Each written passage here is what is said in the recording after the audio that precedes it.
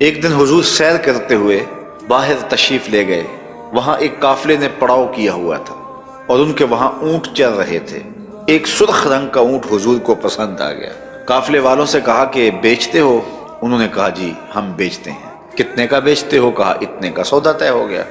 حضور فرمایا میں تاجرانہ غرض سے تو آیا نہیں تھا، میں تو سیر کے لیے آیا، یہاں تمہارا اونٹ مجھے پسند آ گیا تو میں اس کا خریدار بن گیا، میں اپنے شہر میں جا کر اس کی قیمت تمہیں بھیج دوں گا۔ اونٹ پکڑا اور حضور سوئے مدینہ چل دیے۔ جب تک حضور دکھائی دیتے رہے وہ حضور کو دیکھتے رہے۔ جب نظروں سے اوجھل ہو گئے تو دل پہ ہاتھ رکھ کے کھڑے ہو گئے۔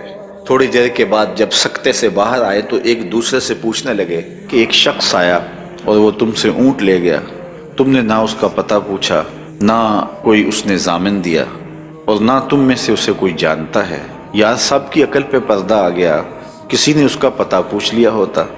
ایک بولا یار جب وہ بات کرتا تھا اس کے منہ سے پھول جھڑتے تھے۔ دوسرا کہنے لگا جب وہ مسکراتا تھا تو سامنے والے پہاڑوں پہ عکس پڑتا تھا۔ ایک کہنے لگا میں تو اس کی آنکھیں ہی دیکھتا رہ گیا۔ کہا جو بھی ہوا تم اس کے حسن میں کھو گئے اور وہ اپنے حسن کا جادو جگا کے قیمتی اونٹ ہتھیا کے لے گیا۔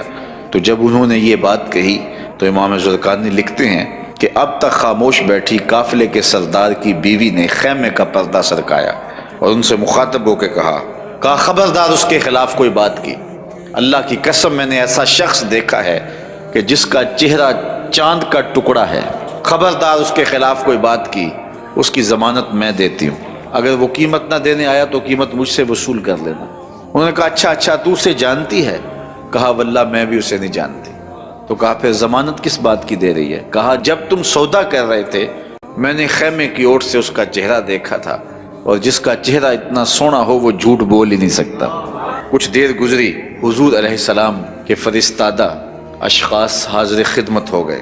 تو ایک شخص آیا جس نے کہا کہ میں رسول کریم صلی اللہ علیہ وسلم کا قاصد ہوں اور حضور نے مجھے تمہاری جانب بھیجا ہے، اور یہ لو کھجوریں، ان سے اپنی قیمت پوری کر لو، اور یہ کھجوریں حضور نے تمہاری ضیافت کے لیے بھیجی۔ انہوں نے کہا کہ قیمت تو ہم لیں گے لیکن بتا وہ پیارا رہتا کدھر ہے؟ انہوں نے کہا کہ وہی یہ کھجوروں کے جو جھنڈ دکھائی دیتے ہیں یہی اس محبوب کا ڈیرا ہے۔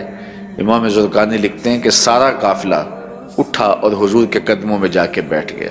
سب نے اسلام کی دولت حاصل کی تو حضور کا چہرہ ہی اتنا خوبصورت تھا کہ جو دیکھتا تو پھر دیکھتا ہی رہ جاتا۔